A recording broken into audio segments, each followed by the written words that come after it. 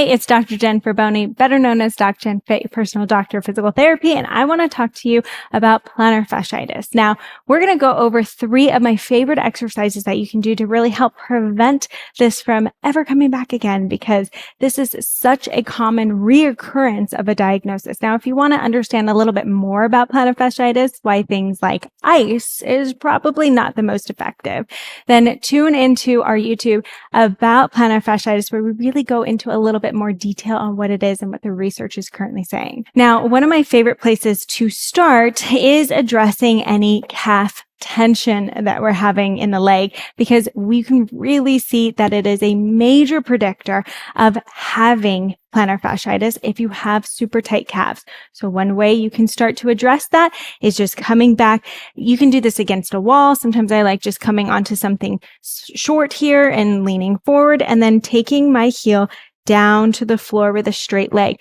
You can also think of tucking that tailbone under a little bit and breathing into it. Now, to really start to improve that mobility, you want to hold this for at least 1 to 2 minutes.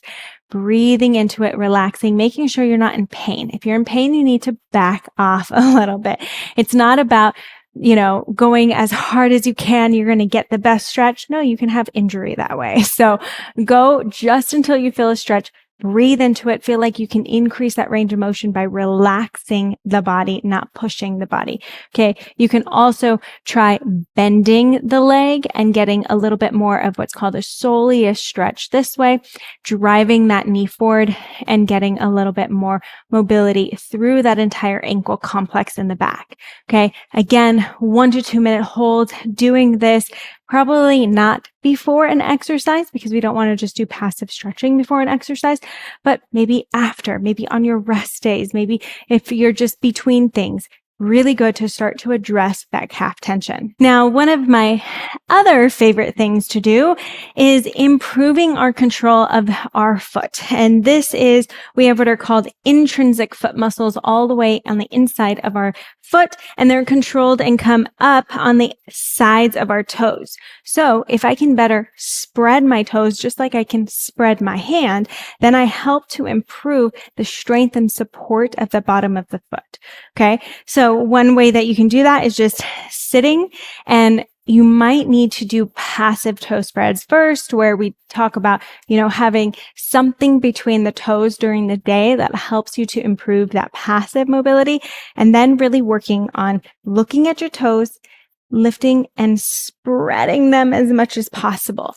Okay. For some, you might be looking at your feet and saying, I am telling them to spread and nothing is spreading, or my pinky doesn't move. What I've seen over and over and over again is when people start to implement this into their lives, eventually it really does start to get better, and you can start to move all 5 of your toes apart. This is really important as well if you wear heels all day long, if you're in shoes a lot of the times. We want to free our feet and help to improve that general mobility, to help improve that strength and stability of the foot. Last one that we're going to do, I'm actually just going to roll up this mat a little bit because it's easy.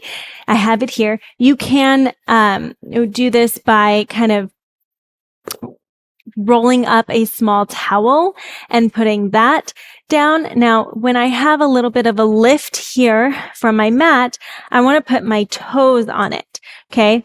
So not only is this going to help because it's going to increase what's called my flexor hallucis longus strength by pressing my big toe down into something higher when I'm going into my heel lift, but it's also going to help improve my big toe mobility because now my toe's raised on something as I am lifting.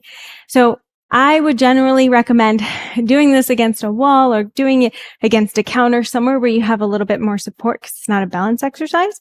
But you're going to think of pressing into those big toes, rising right over the ball of the foot into those big toes, getting as much mobility as you can, and then coming down nice and slowly. So now we're improving the strength of the back of the calf while we're improving the strength on the bottom of the toe and the mobility of the toe.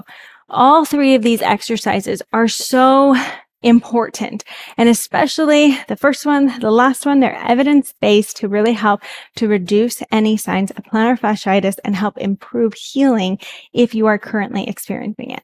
Now, if you really want to assess what's happening on your foot, maybe these 3 weren't the ones that you need, but you're still having issues, you're still having pain, bunions, other things happening with your feet. I really highly recommend checking out our Barefoot mini course. I go through 12 different assessments that you could do on your foot, plus exercises that you can add on if you are having limitations, and a ton of education, and especially an interview with a functional podiatrist as well.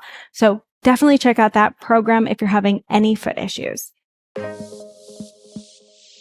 Don't forget, if you love what you're learning, I have so much more in stock for you. So hit that subscribe button, check out the other videos I've done in the past, and leave any comments of any suggestions that you have for videos in the future. And I can't wait to help you feel incredible and amazing within your body.